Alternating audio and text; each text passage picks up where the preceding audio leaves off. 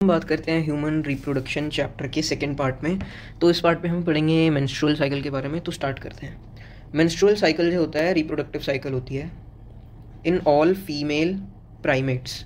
ठीक है, female primates में हमारे पास मंकी, एप्स और ह्यूमन बींग्स आएंगे। ठीक है, इसी साइकिल को हम क्या कहते हैं, menstrual cycle. First menstrual cycle जो होती है प्यूबर्टी पे आती है और इसको हम कहते हैं मेनार्च। ठीक है, ये इंपॉर्टेंट है। और जनरली जो मेंस्ट्रुअल साइकिल होती है 28 से 29 दिन की होती है। ठीक है, और ये रिपीट होती है हर 28 से 29 दिन के बाद। अब जो साइकिल ऑफ इवेंट्स हैं, cycle of events from one menstruation to next, इसी को हम कहते हैं मेंस्ट्रुअल साइकिल। ठीक है, और एक ओवम जो होता है रिलीज होता है, इस प्रोसेस को हमने पहले भी देखा था, ओवुलेशन कहते हैं। ठीक है, during the middle of menstrual cycle, middle. ठीक है, मिडल में ओवम रिलीज होता है। तो अगर 28 दिन की है तो 14वें दिन पे, 14 डे पे हमारा ओवम रिलीज होगा। अब कुछ क्वेश्चन आते हैं कि मतलब कुछ एग्जांपल होता है, जैसे एक्स डे की अगर एक मेंस्ट्रुअल साइकिल है, एक वुमेन को एक्स डे में मेंस्ट्रुअल साइकिल होती है, तो ओव्यूलेशन का डे कौन सा होता है, ओव्यूलेशन का डे कौन सा होगा? तो ओव्यूलेशन का डे निकालने की सिंपल सी ट्रिक है, x-14 कर देना है। ठीक है, जितने टोटल दिन के मेंस्ट्रुएशन है -14 कर देंगे, डे ऑफ ओव्यूलेशन आ जाएगा हमारे पास। तो मेंस्ट्रुअल साइकिल की बात कर लेते हैं। तो ये स्टार्ट होती है, ठीक है, विद मेंसेस। मेंसेस इस फेज का नाम है जिसको हम मेंस्ट्रुअल फेज कहते हैं, मेंस्ट्रुअल फेज। तो इसके अंदर मेंस्ट्रुअल फ्लो अकर होता है, ठीक है, जो कि होता है 3 से 5 दिन के लिए। ठीक है, अब ये क्यों होता है मेंस्ट्रुअल फ्लो? मेंस्ट्रुअल फ्लो होता है एंडोमेट्रियम के ब्रेक डाउन से। ठीक है, जिसके बाद ये layer along with blood vessels बाहर निकलती है थ्रू वजाइना। ठीक है, एग्जिट। तो अब आगे बात करते हैं, मेंस्ट्रुएशन कब होता है? मेंस्ट्रुएशन जब होता है जब ओवम इज़ नॉट फर्टिलाइज। ठीक है, ओवम जब फर्टिलाइज नहीं होता तब मेंस्ट्रुएशन अकर होती है। Lack of menstruation can be indicative of pregnancy, लेकिन इसके कुछ अदर भी रीजंस हो सकते हैं, अंडरलाइंग कॉजेज, जैसे स्ट्रेस, पुअर हेल्थ। ठीक है, इन रीज़न से भी मेंस्ट्रुएशन मतलब रुक सकती है। ठीक है, तो अब सबसे पहला फेज़ हमारा मेंसेस था, मेंस्ट्रुअल फेज़। ठीक है, इसको मेंसेस भी बोलते हैं, इसलिए हम मेंसेस लिख देते हैं शॉर्ट में। फिर इसके बाद नेक्स्ट फेज़ आता है फॉलिकुलर फेज़। ठीक है, इस फेज़ के अंदर क्या होता है, जो हमारा प्राइमरी फॉलिकल था वो मैच्योर होके बन जाता है ग्राफियन फॉलिकल में, उसकी ग्रोथ होती है। ठीक है, FSH के द्वारा। FSH होता है फॉलिकल स्टिमुलेटिंग हार्मोन, जो इसकी ग्रोथ करवाता है, उसको कन्वर्ट कर देता है ग्राफियन फॉलिकल में। और इसके साथ साथ ये तो चीज़ होती है फॉलिकुलर में, इसके साथ साथ एंडोमेट्रियम रीजनरेट होती है, जो कि टूट गई थी मेंसेस के दौरान। अब इस प्रोसेस के द्वारा जो होती है, जिस प्रोसेस के द्वारा होती है, इसको कहते हैं प्रोलिफरेशन। प्रोलिफरेशन से ये रीजनरेट होती है। ठीक है, और ये जो चेंजेस जितने भी हमने अभी तक देखे ओवरी और यूट्रस में, ये कैसे इंड्यूस होते हैं? ओवरी एंड यूट्रस के अंदर जो सारे चेंजेस थे, तो इनको कौन कंट्रोल करता है? Changes in pituitary and ovarian hormones. ठीक है, तो इनके लेवल के चेंज होने से ये सारे चेंजेस जो हमने ऊपर देखे ये होते हैं। ठीक है, तो जो GnH होता है, GnH मतलब गोनाडोट्रोफिन हार्मोन, LH और FSH होते हैं इसके अंदर। ठीक है, जिसको कि एंटीरियर पिट्यूटरी रिलीज करता है, हमने पिछले लेक्चर में भी देखा था। तो फॉलिकुलर फेज के दौरान इनका सिक्रीशन बढ़ जाता है, ठीक है, ग्रेजुअली, और जिसके बाद फॉलिकल डेवलपमेंट होता है।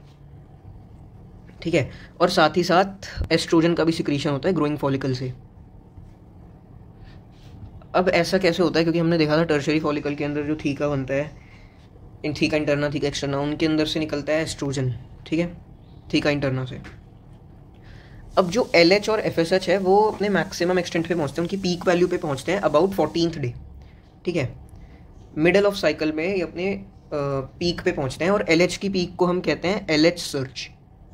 ठीक है, अब LH सर्ज में मतलब क्या होता है? रैपिड सिक्रीशन होता है LH का, जो कि इंड्यूस करता है rupture of Graafian follicle. Rupture के थ्रू ओवम रिलीज हो जाता है। ठीक है, और इस प्रोसेस को हम बोलते हैं ओव्यूलेशन। तो ओव्यूलेशन हमारा हो गया थर्ड प्रोसेस। तो आगे बात करते हैं, ये जो फेज था इसको बोलते हैं ओव्यूलेटरी फेज, ओव्यूलेटरी फेज।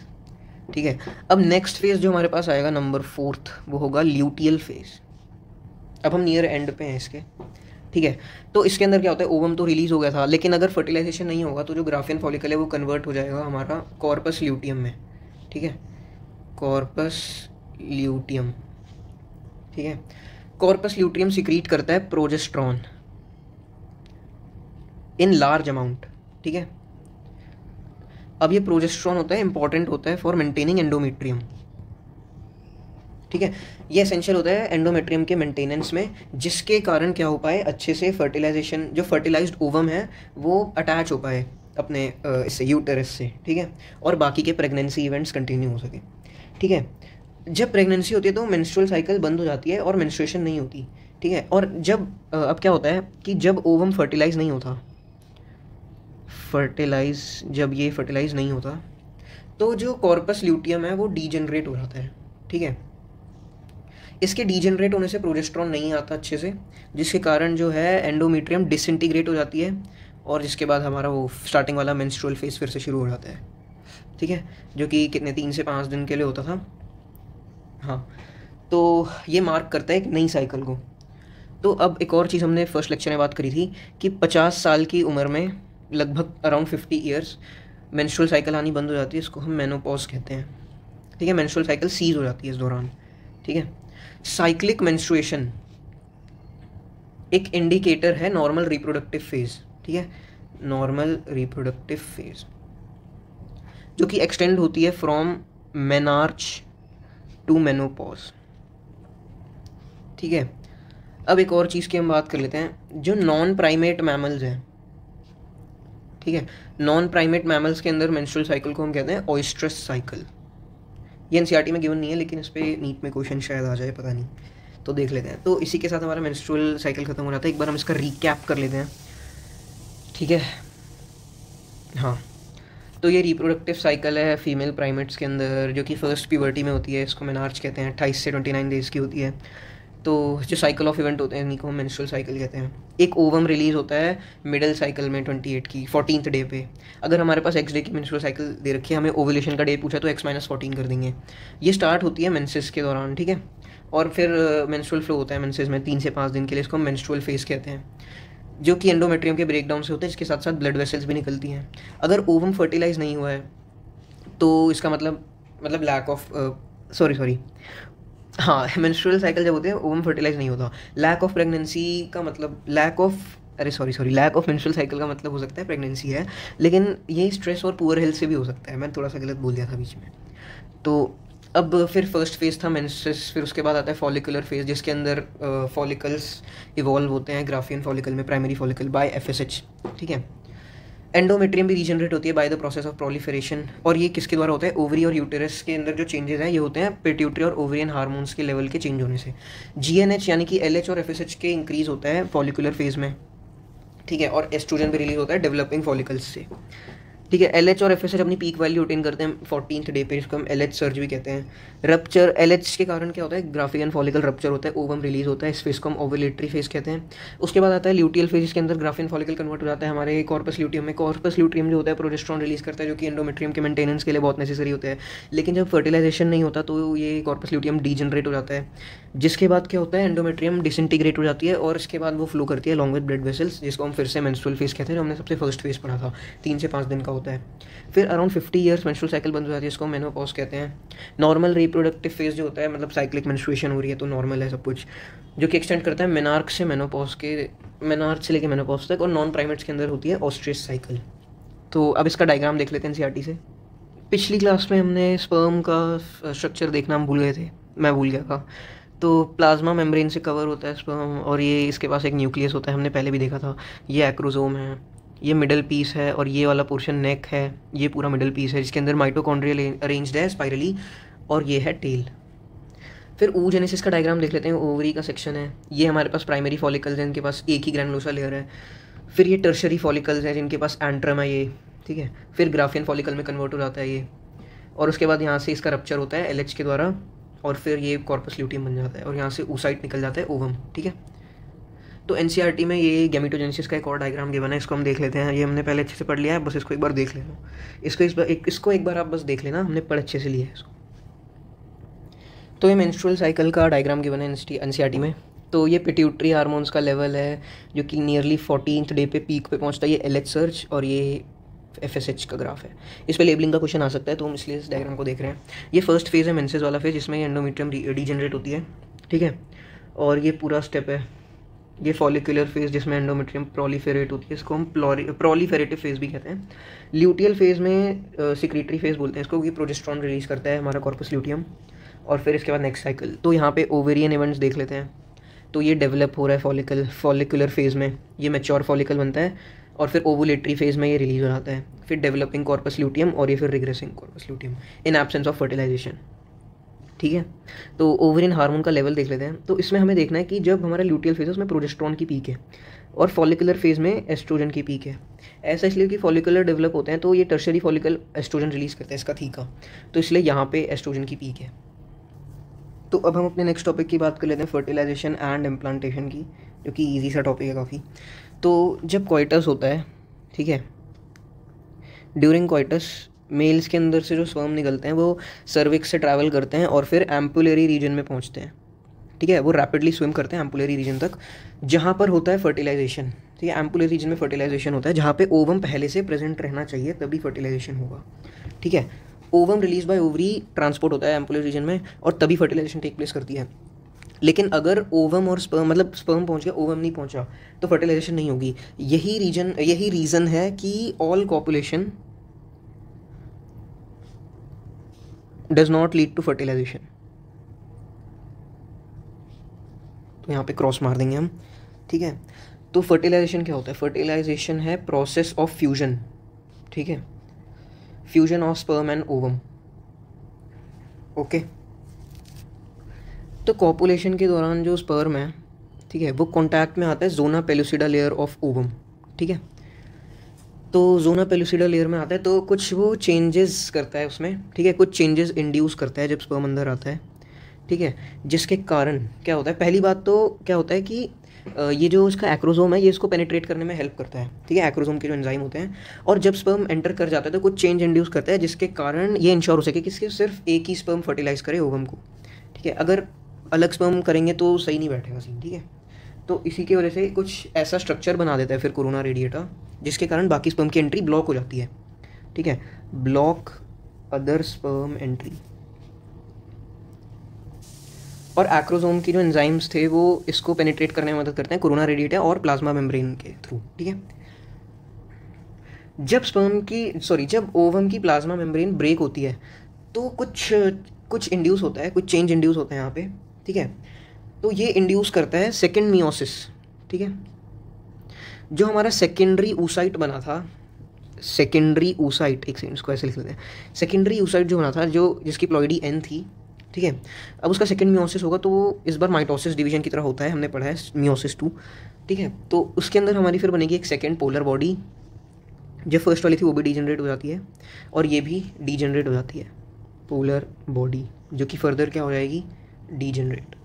और ये बनाएगा ऊटिड, ठीक है, हैप्लॉइड ऊटिड, ठीक है, जिसको कि हम फिर से ओवम कह देंगे, हैप्लॉइड ओवम, ठीक है। तो फिर क्या होता है कि स्पर्म का हैप्लॉइड न्यूक्लियस और ओवम का हैप्लॉइड न्यूक्लियस आपस में फ्यूज़ हो जाते हैं, और फिर बन जाता है जाइगोट, ठीक है। जाइगोट की प्लॉइडी N+N यानी कि 2N हो जाती है।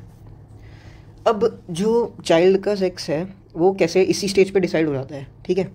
अब वो कैसे डिसाइड होता है कि क्रोमोसोम पैटर्न जो मेल में होता है वो होता है XY, आपको पता होगा, और फीमेल में होता है XX, ठीक है।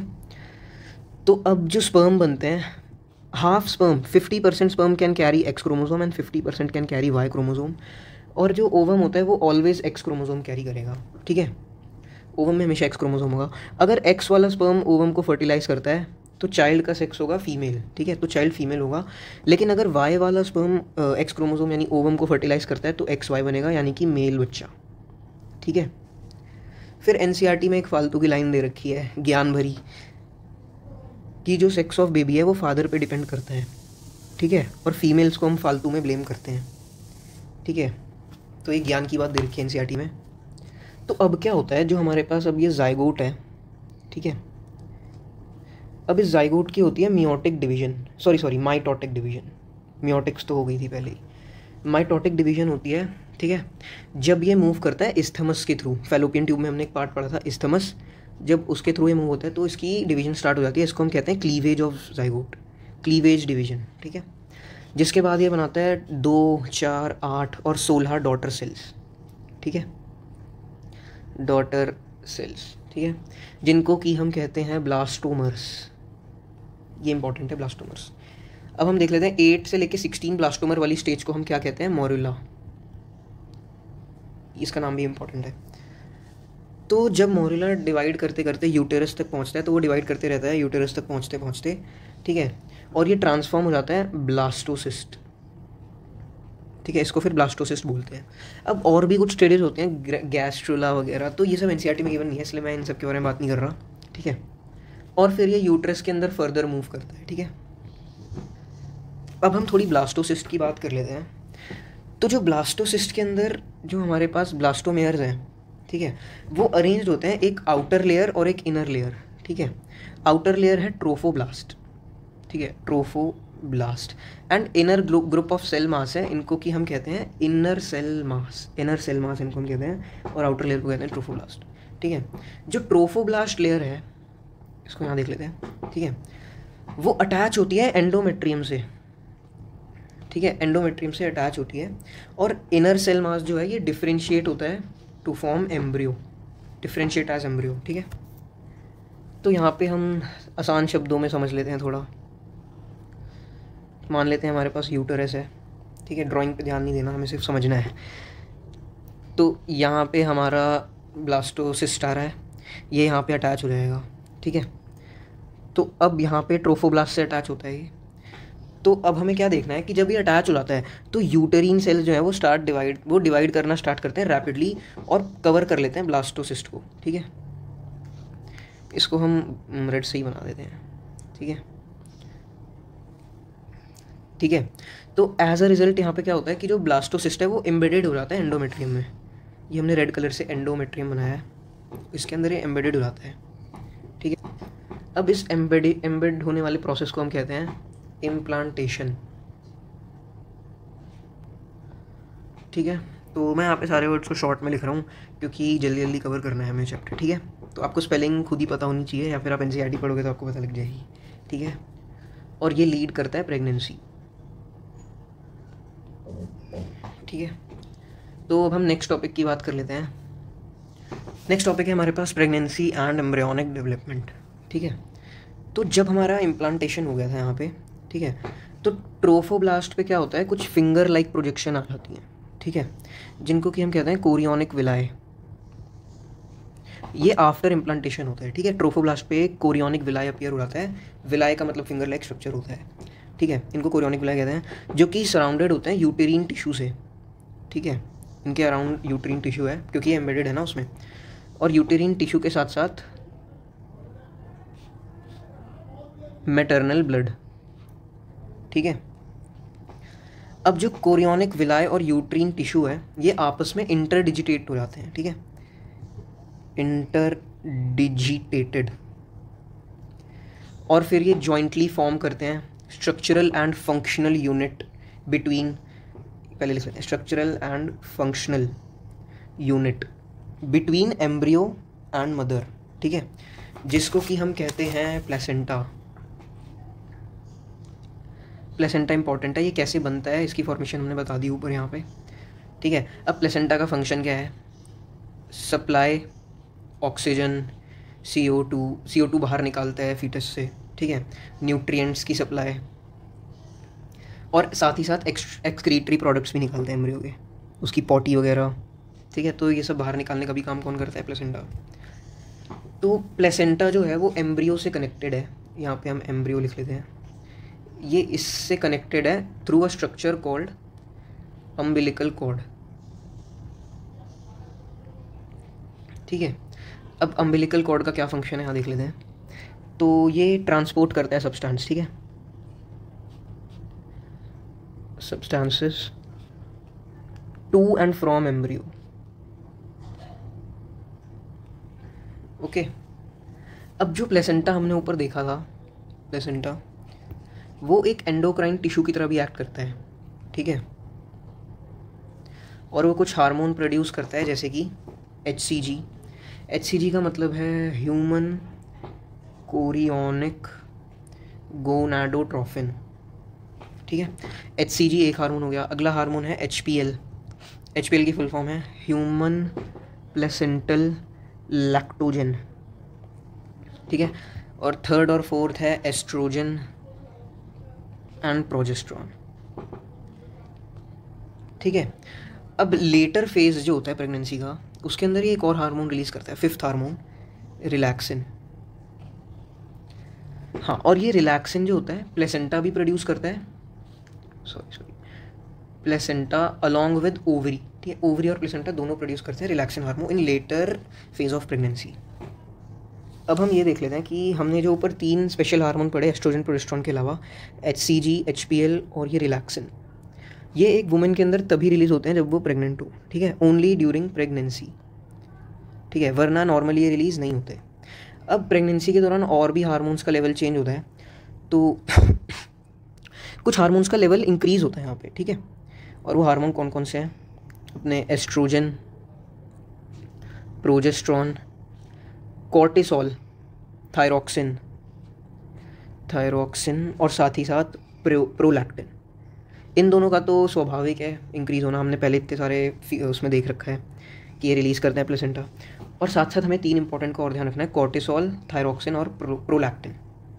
इनका प्रोडक्शन सेवरल फोल्ड्स में इंक्रीज़ हो जाता है, ठीक है, ड्यूरिंग प्रेगनेंसी।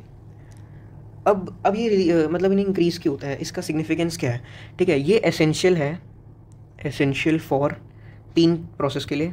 एक तो है फीटस ग्रोथ, ठीक है। दूसरा है मेटाबॉलिक चेंजेस इन मदर, ठीक है, तो ये इन सबको सपोर्ट करता है। और तीसरा है मेंटेनेंस ऑफ प्रेगनेंसी, ठीक है। तो ये 3 इसके एसेंशियल मतलब रीजंस भी याद रखना है क्यों इंक्रीज़ होता है, ठीक है। इनको सपोर्ट करने के लिए इन हार्मोन्स का लेवल इंक्रीज़ होता है।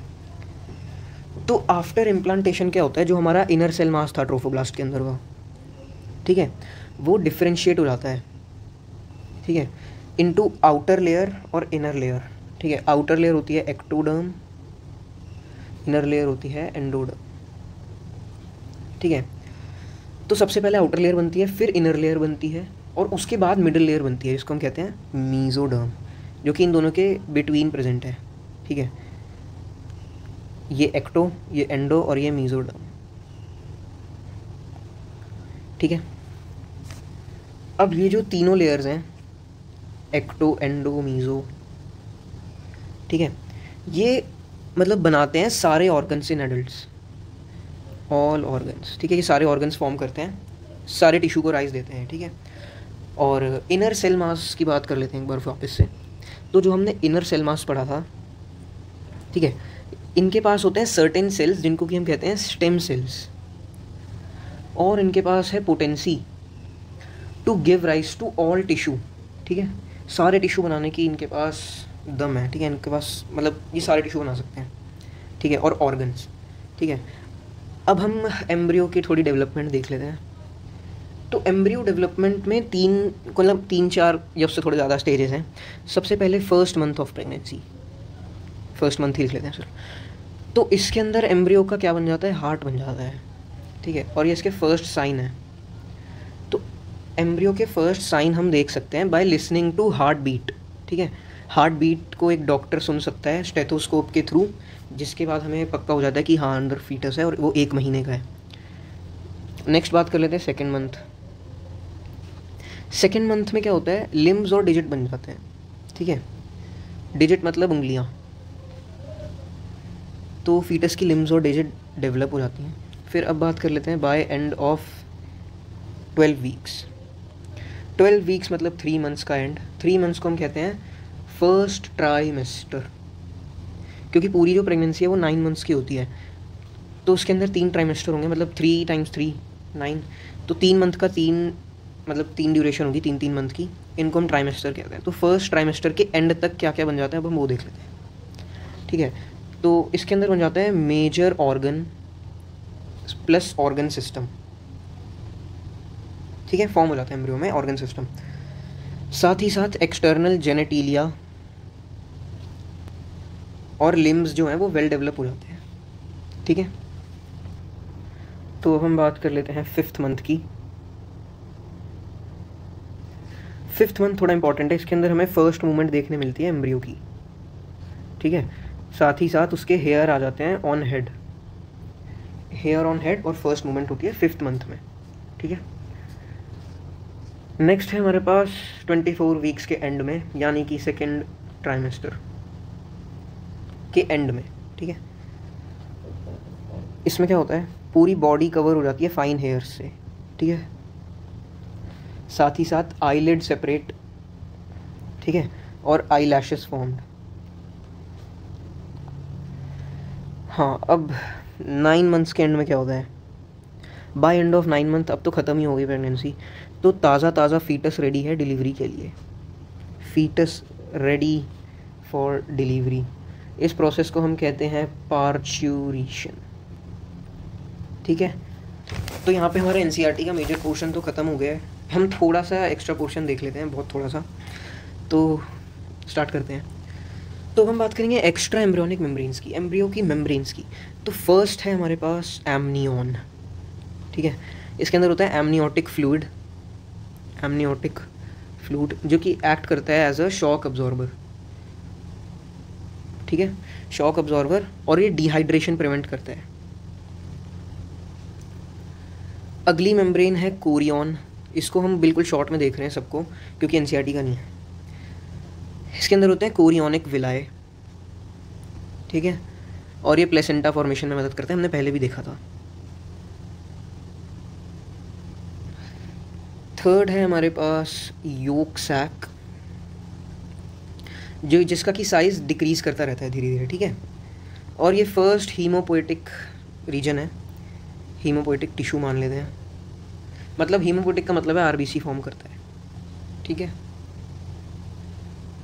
हाँ, तो अब हम इनके ओरिजिन की बात कर लेते हैं। सबसे पहले हम एक टेबल बना लेते हैं।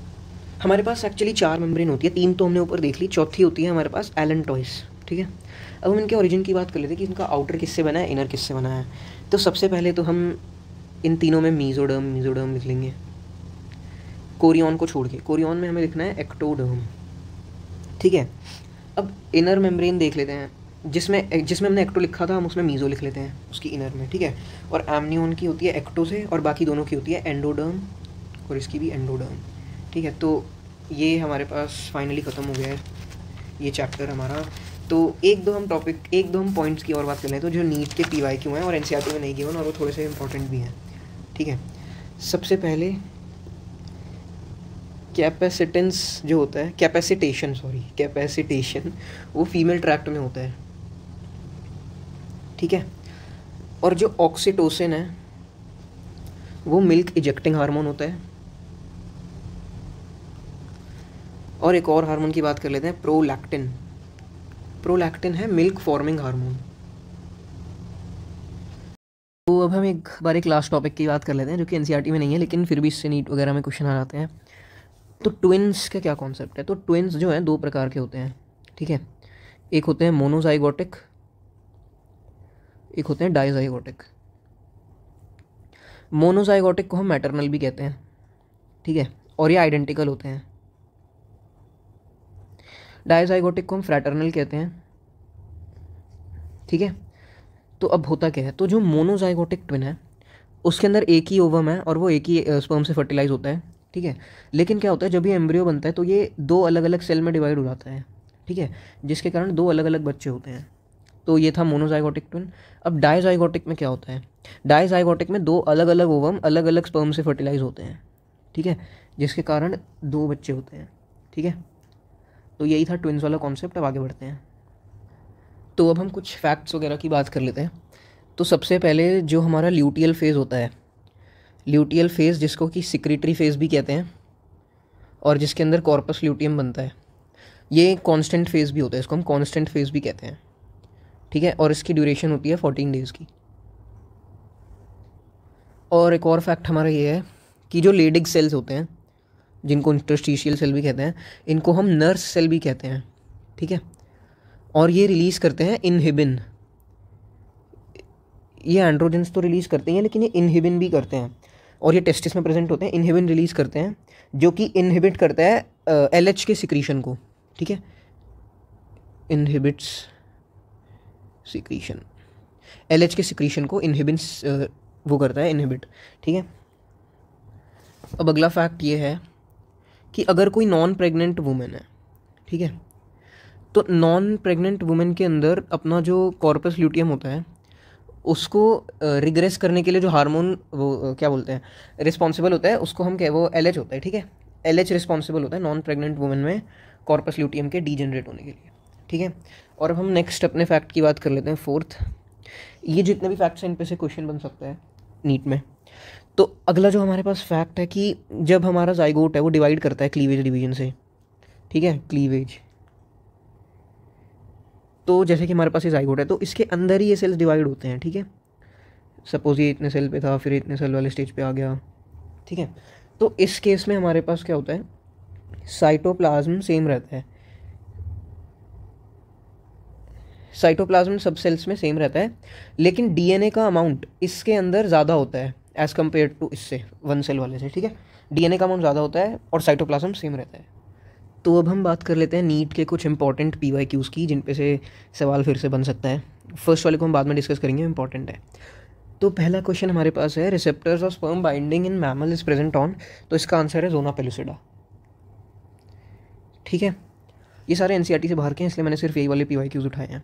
Extrusion of second polar body from egg nucleus occurs, ठीक है।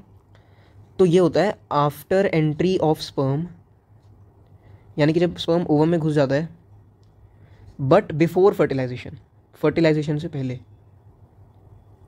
ठीक है। अब अगला ट्रू एंड फॉल्स है, ट्रू और फॉल्स है। Prolactins release is not an important component in initiation of parturition, ये है ट्रू, ठीक है, ट्रू स्टेटमेंट है। फिर नेक्स्ट है which hormone levels will cause release of ovum from Graafian follicle, इसका आंसर है एस्ट्रोजन, तो ऑप्शन डी करेक्ट है, हाई एस्ट्रोजन, ठीक है। बाकी सारे सेंस नहीं बना रहे, अगर हाई LH होता तो वो होता आंसर, लेकिन हाई एस्ट्रोजन भी आंसर है हमारा, ठीक है। तो डी ऑप्शन करेक्ट है। तो हम नेक्स्ट क्वेश्चन की अपने बात कर लेते हैं जो कि सबसे इंपॉर्टेंट है इन सब में से। तो क्वेश्चन है विच holds true for spermatogenesis but not true for oogenesis। Spermatogenesis के लिए स्टेटमेंट सही है लेकिन oogenesis के लिए गलत है, तो वो हमें ढूंढनी है। तो सबसे पहले अगर हम इन सारे ऑप्शन को पढ़ोगे आप तो आपको पता चले, एक सेकेंड, हाँ, तो आपको पता चलेगा कि जो ई वाला है वो कह रहा है इनिशिएटेड एट प्यूबर्टी, तो ये स्पर्मेटोजेनेसिस के लिए तो गलत है, ठीक है, सॉरी स्पर्मेटोजेनेसिस के लिए ट्रू है लेकिन oogenesis के लिए गलत है, क्योंकि oogenesis में कब स्टार्ट होता है, एम्ब्रियोनिक स्टेज में। तो इस हिसाब से हमारा जिसमें ई नहीं है वो एलिमिनेट हो जाता है, तो सिर्फ एक ही में ई नहीं है तो 3 एलिमिनेट हो गया, 3 हमारा आंसर नहीं हो सकता। तो अब हम फर्स्ट स्टेटमेंट पढ़ते हैं।